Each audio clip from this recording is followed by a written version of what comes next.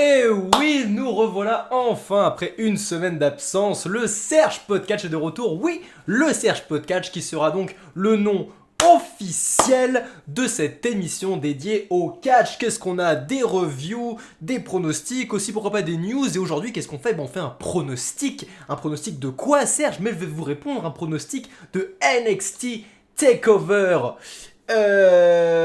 Toronto, excusez-moi, j'avais oublié le titre, NXT TakeOver Toronto, ainsi que de SummerSlam 2019, le plus gros show d'été, un des événements les plus attendus. Ça va être vraiment un week-end fourni en catch, très important pour l'année. On va commencer tout d'abord par NXT TakeOver. Après cela, nous enchaînerons avec un petit interview musical pour finalement arriver sur SummerSlam. Je vous préviens aussi avant que l'intro commence que le nouvel album de Voldano est sorti, une nouvelle double album, excusez-moi. Il s'agit de On arrête le progrès et on n'arrête pas le progrès. Je vous laisse foncer écouter ça sur la chaîne Le Moulin de Voldano, ainsi que vous abonner à la chaîne Le Moulin de Voldano, à ma chaîne à moi, à la chaîne de Dido Voldan, mon frère. On se retrouve juste après le générique. Give me what I want! That's not what I want! Give it to me! Give me what I want! I'm not there with you! It should have been me! Let's do this! Good Lucho. Okay.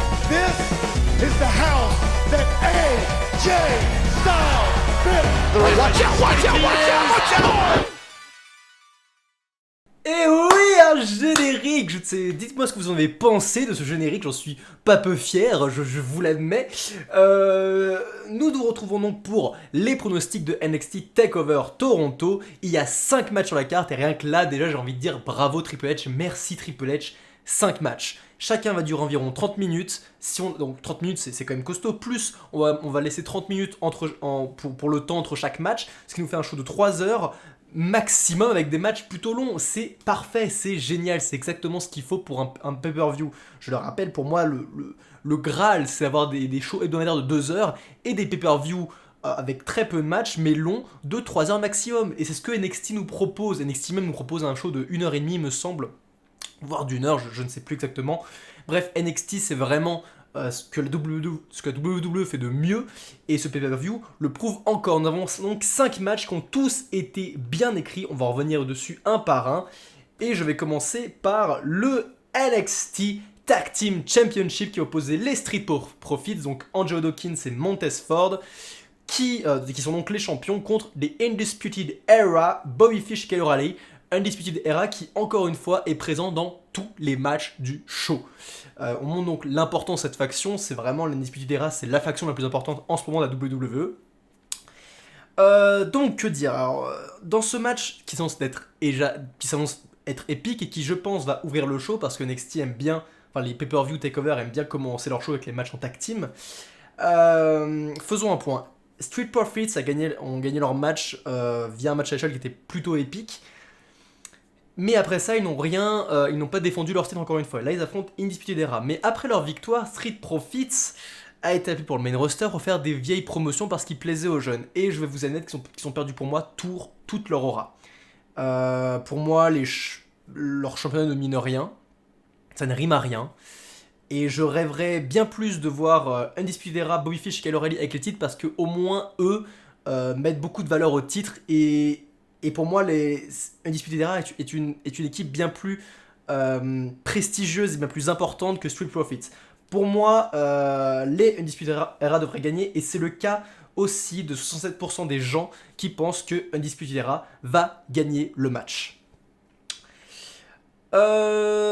Ensuite, nous avons retrouvé un match simple, Candice LeRae vs Yoshirai. C'est un match sans titre, enfin pour aucun titre, c'est juste une rivalité qui a été construite autour du fait que Yoshirai, qui était ami avec Candice LeRae, l'a attaqué par derrière suite à sa frustration après son match contre Shayna Baszler, et les deux sont rentrés en rivalité. J'adore le personnage de Yoshirai. J'aimais beaucoup le catch de Yoshirai avant, maintenant que c'est devenu une heel, je l'adore vraiment, pour moi elle est vraiment énorme. Et Candice LeRae, elle est un peu comme une Johnny Gargano féminine au final. C'est un peu cette personne gentille, babyface, qui va tout donner pour avoir le titre. Est-ce que c'est le moment de lui faire avoir des opportunités pour le titre? Je ne sais pas. Quelque part, je me dis que après on verra plus tard, mais que si Shayna Baszler conserve son titre, je ne vois pas dans le roster qui pourra l'affronter ensuite. Et pour moi, à part Candice LeRae, il n'y a personne, mais je ne sais pas si Candice LeRae est prête à affronter Shayna Baszler, à moins qu'elle ait su une première défaite. Donc, ce que je vais dire, c'est que pour moi, Yoshirai doit gagner plus que Candice LeRae. Elle doit consolider son personnage de heel. Mais je veux voir Candice LeRae affronter Shayna Baszler. Et pour qu'elle l'affronte, il faut qu'on montre qu'elle soit une menace légitime. Je pense que Candice LeRae va remporter le match, mais que Yoshirai va l'exterminer juste derrière. Genre l'exterminer. Je vais mettre mon veto sur Candice LeRae. Je pense que c'est elle qui va remporter ce match. Mais je veux que Yoshirai par derrière la défonce et que après elle enchaîne ses victoires contre des adversaires moins fortes que Candice LeRae. On enchaîne avec ce qui je pense va être l'un des meilleurs matchs, je pense que ce sera meilleur mais sûrement le deuxième meilleur du show. Le match du champion nord-américain qui oppose Velveteen Dream, notre champion, face à Pete Dunne et face à Roderick Strong. Putain, ça va être compliqué de choisir un gagnant. C'est très simple, les trois pour moi ont autant de chances de gagner. Les trois ont autant de chances de gagner. Velveteen Dream, son règne a été assez long, mais il peut continuer. Il a prouvé maintes et maintes fois que c'est un adversaire très efficace. Pete Dunne a été champion UK pendant plus d'1 an, je crois. Vraiment, vraiment longtemps. C'est quelqu'un qui est très fort, qui soumet très facilement ses adversaires. Et Roderick Strong, eh bien, c'est le deuxième élément le plus important de l'Undisputed Era. Et j'aimerais bien le voir champion aussi. Le public pense que c'est Roderick Strong qui a le plus de chances de gagner ce match. Et je ne dis pas que c'est lui qui va gagner, mais mon cœur va pour Roderick Strong aussi. Je veux voir Roderick Strong champion UK. C'est ce qui m'intéresse le plus, c'est celui qui pour moi le dégage le plus d'aura maintenant. Velveteen Dream, j'aimerais qu'il passe peut-être à autre chose, qui va essayer d'aller plus loin, pourquoi pas essayer d'aller vers le titre le plus important. Ce serait sympa de voir ça. Oui, moi je dis Roderick Strong comme les 49% d'entre nous. Nous avons ensuite le match NXT Women's Championship, le match de championne féminine qui va opposer la championne Shayna Baszler qui occupe le titre depuis je ne sais plus combien de temps mais très longtemps, elle est vraiment dominante face à Mia Yim et je vais pas vous cacher, je pense que c'est Shayna Baszler qui va l'emporter 100%. Mia Yim n'a pas les épaules assez larges pour avoir le championnat à mon sens. Ça va être encore une victoire de Shayna Baszler, Mia Yim va être forte, elle va faire beaucoup de choses mais Shayna Baszler va l'avoir au final. Je veux dire, Mia Yim est moins importante que Yoshirai avant ou que comment qu'elle s'appelait, Kairi Sane. Et même maintenant que Candice LeRae. Je ne vois pas Mia Yim gagner. Pour moi, c'est une évidence. C'est Shayna Baszler qui va conserver son titre. C'est un des matchs. Et j'adore les matchs de Shayna Baszler parce que c'est un personnage que j'aime beaucoup. Je sais qu'elle ne fait pas l'unanimité. Mais il faut bien admettre que son personnage dans le roster féminin, c'est celui qui est le mieux maîtrisé. C'est celle qui a le meilleur personnage, qui est le plus consolidé, le plus solide, et qui a le plus chance d'aller dans le main roster, qui est la plus près d'un main roster, c'est Shayna Baszler. Mais je ne la vois pas perdre comme ça son titre d'NXT. Il faut continuer à la rendre forte, continuer à prouver que ce n'est pas une femme anodine. Et pour moi, qu'elle a toutes les chances de vaincre Ronda Rousey, par exemple, clean. Bref. Donc Shayna Baszler va remporter son titre et on se retrouve maintenant pour le main event. La revanche. Ah, excusez-moi, c'est pas vrai. Désolé. Ah, c'est pas possible. C'est une première, hein. Faut que je fasse attention. Les sonneries qui tapent, tout ça. Bon bref, c'est énervant. Le championnat NXT. Adam Cole, notre champion, face à Johnny Gargano dans un match 2 out of 3 falls, c'est-à-dire qu'il faut faire au moins 2 tombées sur 3 pour remporter le match. Alors il y a une stipulation par tombée, c'est-à-dire que la première stipulation ça va être un match single qui était choisi par Adam Cole. Ensuite, le deuxième tombé sera un street fight stipulation qui a été choisie par Johnny Gargano. Et si jamais il y a un partout, eh bien William Regal choisira la troisième stipulation. C'est vraiment excitant, c'est quelque chose qui n'a... Je sais pas si on l'a déjà vu ça, ce fait de changer de stipulation à chaque tombée. Mais ça risque d'être excitant. Alors il y a beaucoup de choses qui rentrent en jeu. Énormément de choses qui rentrent en jeu. Parce que pour moi, évidemment, chaque tombée va... Il y a un tombé Adam Cole, un tombé Johnny Gargano, ce qui est pour moi une évidence. Je pense que Johnny va remporter le single. Je pense qu'Adam Cole va remporter le street fight. Ça va être un peu l'ironie que l'adversaire remporte la stipulation choisie par l'autre. Et en fait, j'ai envie de vous dire, tout va se jouer sur William Regal. Qu'est-ce qu'il va choisir comme troisième stipulation? Si c'est un truc sans disqualification, Johnny a perdu. Techniquement, je pense que Johnny a perdu si c'est sans disqualification. Parce que l'Undisputed Era va arriver aider Adam Cole. Je pense qu'il va choisir, parce que William Regal est quand même quelqu'un qui est plutôt face, qui est plutôt du côté de Johnny Gargano. Je pense qu'il va choisir un match en cage. Nous verrons bien. Je pense qu'il va choisir le match en cage ou le match en soumission. Le match en soumission, ça pourrait être super intéressant. Je pars pour Adam Cole. Je pense que son titre n'a pas assez duré. Mais qu'est-ce que j'aimerais voir Johnny Gargano gagner? Qu'est-ce que j'aimerais le voir gagner? C'est pas vrai. Johnny n'a plus la même superbe qu'il avait à New York, je crois, où il avait remporté le titre. Le remporter une deuxième fois maintenant, ce serait faire la même chose qu'il y a 2 mois, mais en moins bien. Je pars sur Adam Cole. Adam Cole va remporter le titre NXT. Enfin, va conserver son titre NXT. C'est donc tout pour NXT TakeOver. Le match que j'attends le plus, c'est évidemment Adam Cole contre Johnny Gargano. Ça va être excellent, mais j'attends chaque match en fait. Chaque match va être pour moi très très bon. J'ai hâte de voir ce show comme tous les NXT TakeOver.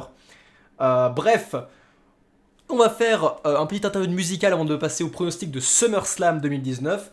Et je vous propose d'écouter notre musique Technologie, première musique du nouvel album On n'arrête pas le progrès de Voldano. On écoute ça tout de suite.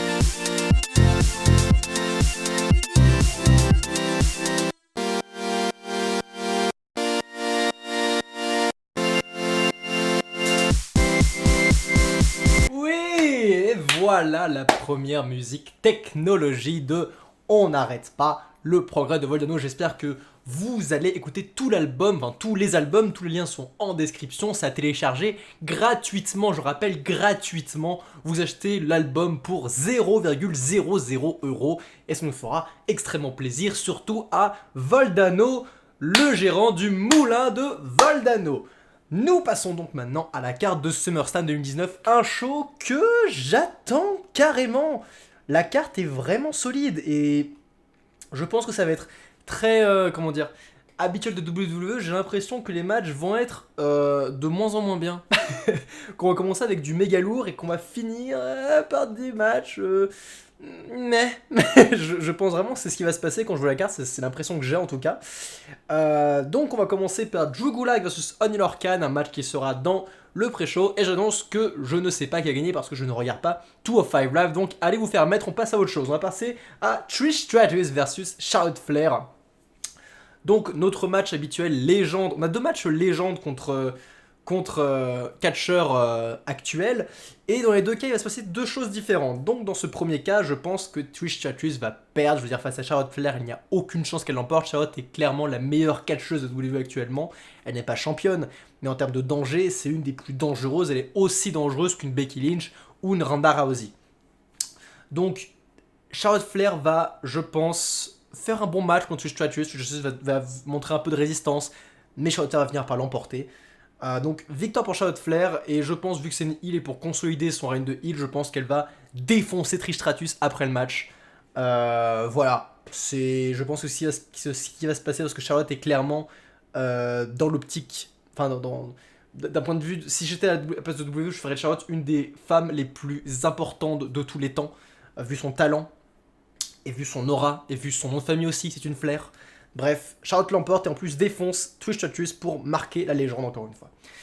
On retrouve ensuite dans ce même cas de figure Goldberg, la légende qui affronte Dolph Ziggler, et préparez-vous à assister encore une fois au Rest in Peace Dolph Ziggler. Goldberg va annihiler Dolph Ziggler, il va l'annihiler, et que voulez-vous que je dise, ça m'énerve de voir que Goldberg a l'occasion de laver son dernier match face à Undertaker aux dépens de Dolph Ziggler. Donc je sais que ça ne fera pas de mal à la carrière de Dolph Ziggler, parce que vu le nombre de défaites qu'il a essuyé, ça ne changera pas grand chose, et je pense que c'est la mentalité de WWE de se dire ok, on veut laver l'honneur de Goldberg, laver son nom, qu'est-ce qu'on fait pour... qui c'est qu'on va mettre en face de lui pour pas trop que ça entache sa carrière? Bah, Dolph Ziggler. Passons maintenant à l'un des matchs que j'attends le plus de la soirée, le match pour le titre United States des États-Unis, c'est-à-dire Edge Styles, notre champion, face à Ricochet. Ok. Alors, pour moi, là maintenant, ils ont l'occasion de faire monter Ricochet dans la stratosphère. Je veux dire que le club n'a pas de match. Il n'y a que Edge Styles qui a un match. Et il affronte Ricochet, qui a donc perdu son titre face à Styles, qui était champion auparavant. On est à SummerSlam, les grosses choses apparaissent, et si on veut vraiment faire grimper des carrières, c'est à WrestleMania ou à SummerSlam ou au Big Four. Pour moi, là, Ricochet a l'occasion de gagner son titre en battant non pas que Styles, mais le club tout entier.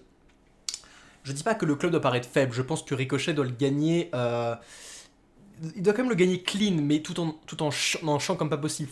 Faut pas que le club soit... comment dire, en dépende... Enfin, comment dire... Et leur enfin... il ne faut pas que le club soit diminué par cette défaite. Il faut que le club fasse absolument tout pour défoncer Ricochet, mais que Ricochet ne perde pas, n'abandonne pas tout court, et qui continue à se battre. Je veux dire, Ricochet n'a pas vraiment de personnage, et pour faire grimper son personnage, je pense qu'il faut faire subir le syndrome de Johnny Gargano. C'est-à-dire que construire un ultime babyface. Pour l'instant, tant que son personnage n'est pas trop développé, il faut vraiment faire ça.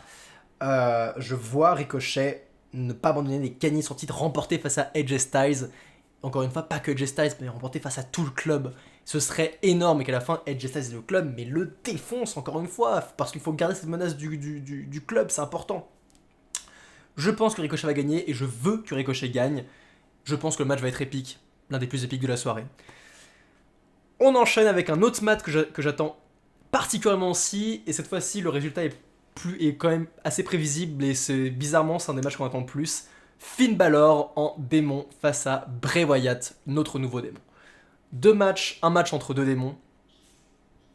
Et je pense que c'est très bien de la part de WWE, ils ont créé un nouveau personnage de démon. Finn Balor, ils en font pas grand chose, ils ne savent pas trop quoi en faire, et je pense qu'ils ont beaucoup plus de plans pour Bray Wyatt que pour Finn Balor. Ce serait la première défaite de Finn Balor en démon dans le main roster. C'est important. C'est quelque chose de très très très important, et le fait que ce soit Bray Wyatt qui le remporte, ce serait fou. Pour moi, Bray Wyatt va gagner évidemment. La durée du match, je ne sais pas. Je ne pense pas que ce soit un squash. Si Finn Balor est en démon, il faudrait pas non plus faire un sketch. Oh là, il y a Walter, mon chien, qui arrive. Salut Walter. Walter. Il est con, il répond pas. Bon. Excusez-moi pour les bruits de chiens et de pattes qui marchent. Casse-toi Walter, voilà, casse-toi. C'est le chien de ma femme, hein. Excusez-moi, j'apprends à connaître ma nouvelle famille en fait. Bref, Bray Wyatt va l'emporter, c'est une certitude et il faut que Bray Wyatt l'emporte. Nouveau match que je n'attends pas particulièrement parce que je pense savoir ce qui va se passer. Le match Kevin Owens contre Shane McMahon. La stipulation c'est que si Kevin Owens perd, il quittera la WWE. On nous fait un schéma à la Stone Cold Steve Austin, à la CM Punk, à la Roman Reigns, à la tout ce que vous voulez contre les McMahon. Ben, c'est Kevin Owens qui fait ça. Et j'aime bien Kevin Owens. Je trouve que de tous les personnages, je trouve que c'est celui qui ressemble le plus à Stone Cold quelque part. C'est Barney. Barney c'est l'autre chien. On a 2 chiens là. Bon, Barney. Tu dors? Bon. Bon, voilà, Barney va rester ici. Walter, je sais pas où il est parti, mais bon, bref. Donc, qu'est-ce qui va se passer? Je pense que Kevin Owens va l'emporter. Parce qu'il a déjà quitté la WWE une fois. Je vois pas encore quitter la WWE. Je trouverais ça lourd qu'il nous refasse cette storyline avec un Kevin Owens qui revient à WWE, même s'il est viré, qu'il fasse des trucs, qu'il tape et qu'il soit remployé. Ce serait lourd. Ce serait lourd, et je commence à avoir ras le cul de Shane McMahon. Donc, je pense que Kevin Owens va botter son cul une bonne fois pour toutes. Par contre, il faut pas oublier que Drew McIntyre et Elias ne sont pas dans le show. Donc, ils vont sûrement intervenir dans ce match-là.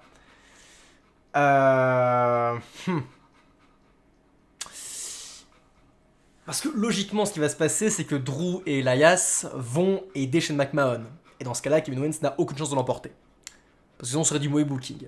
Ce que je ferais, c'est que enfin, Elias et Drew McIntyre arrivent, étant donné que Shane McMahon est un des patrons, il dit à l'arbitre de pas disqualifier, il n'y a pas de problème, ils arrivent à faire ça. Ils exposent Kevin Owens pendant le match, et là Drew McIntyre, suite à un mécontentement face à, je sais pas, un mauvais truc qui se passe dans le ring, il va se faire remonter par Shane McMahon, et là Drew va péter un câble, va allumer Elias, va allumer Shane McMahon, et va les laisser tous les deux comme ça, et Owens va remporter la victoire. Pour moi, c'est ce que je ferais parce que ça en ferait plein de choses. Déjà, Kevin Owens n'a pas à subir ce booking désastreux à la Becky avant ou à la Stone Cold ou à ce que vous voulez. Il va juste rester sur le terrain et devenir un gros babyface. Shane McMahon est définitivement éliminé, enfin définitivement peut-être pas, mais il va être éliminé des storylines, il va être écarté pendant un long moment. Elias, qui ne sert pas à grand chose, va lui aussi pouvoir revenir en solo, retrouver un peu de prestige. Mais surtout, Drew McIntyre va enfin être débarrassé de cette alliance désastreuse et être propulsé en top heel parce qu'il n'a pas besoin de Shane McMahon pour exister et pour être bien. Je veux dire, c'est le meilleur heel, ça peut être le meilleur heel de la fédération, il peut remplacer Brock Lesnar. Et on va en venir de ça. Donc pour moi, Drew McIntyre doit être solo, absolument. Aïe aïe aïe, ce match. Bayley contre Ember Moon. Pour le championnat des femmes de SmackDown. Il y a 2 options à ce match. Soit la WWE enterre Ember Moon, soit la WWE fait de Ember Moon leur nouvelle championne. C'est horrible comme choix. Ember Moon ne peut pas perdre sans être enterrée. Parce que vu le booking désastreux qu'elle a subi avant ce match, je veux dire, elle n'a fait que soit gagner mais pas de manière clean, soit perdre. Perdre contre des gens qui étaient aussi diminués auparavant. On repense au passage d'Alexa Bliss qui m'est profondément énervé. Pour moi, Ember Moon doit gagner. Elle doit gagner. Pourquoi elle doit gagner? Parce que d'une part, elle a un personnage très intéressant, que c'est une des meilleures catcheuses du roster féminin. Je la trouve aussi talentueuse qu'une Becky ou qu'une Charlotte. Je la trouve plus talentueuse qu'une Bayley. Je vais tout vous dire. Son personnage, je trouve mieux aussi que Bayley. Pour moi, elle devrait gagner, pour sa carrière. Parce que si elle perd clean face à Bayley après tout l'enterrement qu'elle a subi, mais adieu Ember Moon. Il faut qu'elle prenne des vacances et qu'elle fasse un retour. Là, c'est pour sa carrière, je pense. Je m'en fous du titre. Là, c'est pour sa carrière à elle. Il faut qu'Ember Moon, qui a été bookée comme une femme faible, montre là tous les ressorts qu'elle a, qu'elle surprenne Bayley et qu'elle gagne. Qu'elle gagne. Vous imaginez si elle gagne face à Bayley après tout ce booking? Là, je trouve que c'est intéressant d'avoir fait paraître faible auparavant. Et qu'elle montre que face à un titre, face aux bonnes occasions, elle a une rage de vaincre. Mais voilà, faut construire ça, faut montrer ça. Et maintenant, il y a tellement de matchs que On n'aura pas le temps de construire ça et et il y aurait déjà pas mal de changements de titre. Ah, il y a moyen que Bayley conserve malheureusement. Mais je décide de faire gagner Ember Moon. Je pense qu'Ember Moon va gagner. Enfin, si j'étais WWE, je ferais gagner Ember Moon, mais bon, je ne suis pas la WWE. Autre match féminin, Becky Lynch face à Natalya en match soumission. Becky Lynch va gagner. On passe à autre chose. Non, enfin, je veux dire, je suis content que la WWE ait fait ce match quelque chose de plus important. Je veux dire, j'attends de voir ce match. J'ai hâte de voir ce match, de voir Natalya et Becky Lynch se soumettre l'une et l'autre. Mais tout ce bon booking, parce qu'elles ont eu plutôt un bon booking, dans une bonne... la hype et le match a bien été buildé. Mais on va pas se mentir, ça ne change rien au résultat qui reste quand même très prévisible. Becky Lynch va l'emporter. Je ne vois pas Natalya championne des femmes. Je veux dire, faut arrêter au bout de 2 secondes. Il y a moins que Ronda Rousey revienne. Ce serait le bon moment pour qu'elle revienne. Mais elle ne ferait pas de Natalya la nouvelle championne. Non, pas Natalya. Natalya ne pourra pas avoir la fédération sur ses épaules. On passe au titre WWE Championship, le championnat de WWE qui est le plus important mais qui ne sera pas en main event. Kofi Kingston contre Randy Orton. Ah, c'est dommage. C'est dommage parce que ça devait être la meilleure rivalité de Kofi Kingston. Quand on a annoncé que Kofi était champion, l'ennemi, le rival numéro 1 auquel on a tous pensé, c'était Randy Orton par rapport à l'histoire qu'ils avaient. Malheureusement, ils sont restés cette histoire, ils sont pas allés plus loin. Ils ont juste rappelé ce qui s'était passé entre les deux hommes, le fait que Randy avait enterré Kofi Kingston 11 ans auparavant, et que ça a mis 11 ans à Kofi pour redorer son blason et redevenir au haut de la scène, bref. Ah, mais c'est pas assez. Ce match n'est pas hypant, je ne suis pas hypé par ce match. C'est terrible, hein. C'est terrible, alors qu'il y avait tout pour...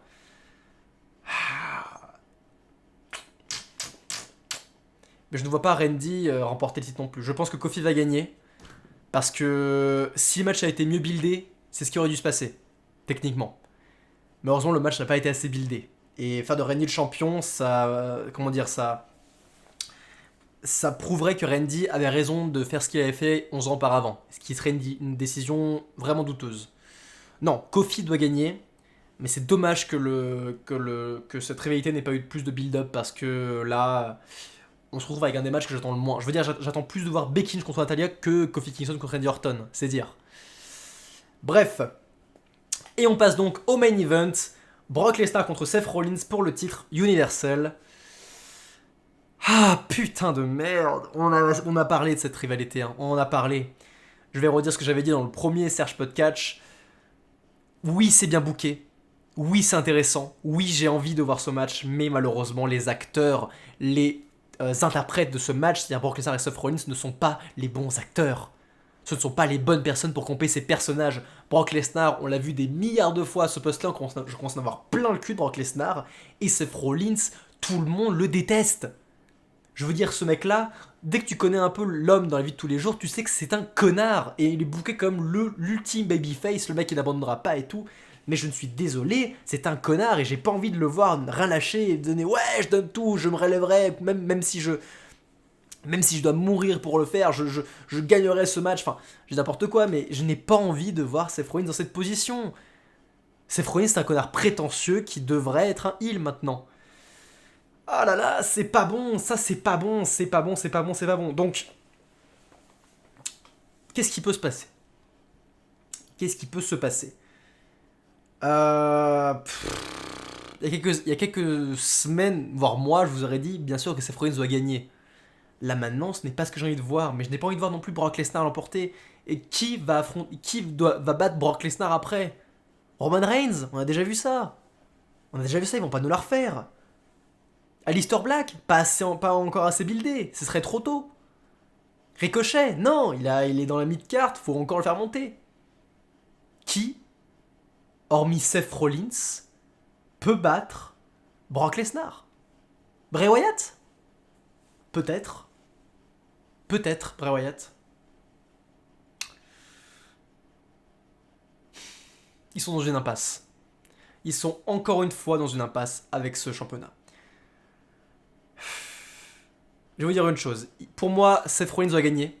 Parce que Brock Lesnar, on est toujours dans une impasse avec lui. Seth Rollins doit gagner juste pour le bien du titre.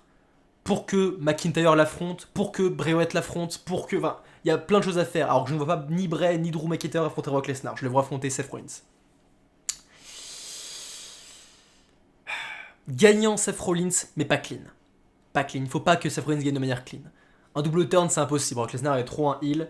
Mais il faut que Seth Rollins dans ce match gagne de manière dégueulasse. Mais genre vraiment dégueulasse. Pire qu'est-ce qu'il a fait à WrestleMania. Genre vraiment, vraiment dégueulasse. À WrestleMania, il tapait dans les couilles, mais c'était stratégique. Et c'était surtout voulu. Et il était pas con de faire ça. Là, faut qu'il le fasse de manière brutale, horrible, vicieuse. Bref, qu'il batte Brock d'une manière dégueulasse encore une fois. D'une manière peu conventionnelle. Et pour qu'on montre que, oui, t'as battu Brock, mais t'as vu comment tu bats Brock? T'es rien. T'es qu'une merde. Et qu'après, avec cette optique-là, on transforme Seth Rollins en heel. Voilà, donc, je pense que Seth Rollins doit gagner, je pense que Seth Rollins va gagner, honnêtement, ce serait plus safe de dire que Brock Lesnar va gagner, mais pour le bien de la fédération, il faut que Seth Rollins gagne, et surtout de manière peu conventionnelle. Voilà, c'est tout pour SummerSlam et NXT TakeOver. Donc, SummerSlam, c'est un show que j'attends carrément. J'ai hâte de voir SummerSlam, j'ai hâte de voir NXT TakeOver. On verra bien comment les choses sont. La WWE a la fâcheuse tendance à nous décevoir. Bref, c'était mes prédictions. Quelles sont les vôtres? Laissez-les en commentaire. C'était Serge Voldan. Encore une fois, je vous laisse vous abonner au Moulin de Voldano, ainsi qu'à la chaîne de mon frère Dino Voldan, excusez-moi, ainsi qu'à cette chaîne si vous ne voulez rien rater de l'actualité catch. Je vous laisse aussi aller écouter le nouvel double album de Voldano. On arrête le progrès et on n'arrête pas le progrès. 10 titres absolument dantesques qu'il faut que vous écoutiez absolument. C'était Serge Voldan du Moulin. Je vous embrasse et on se retrouve pour la review d'NXT TakeOver ainsi que celle de SummerSlam. Des bisous, à demain.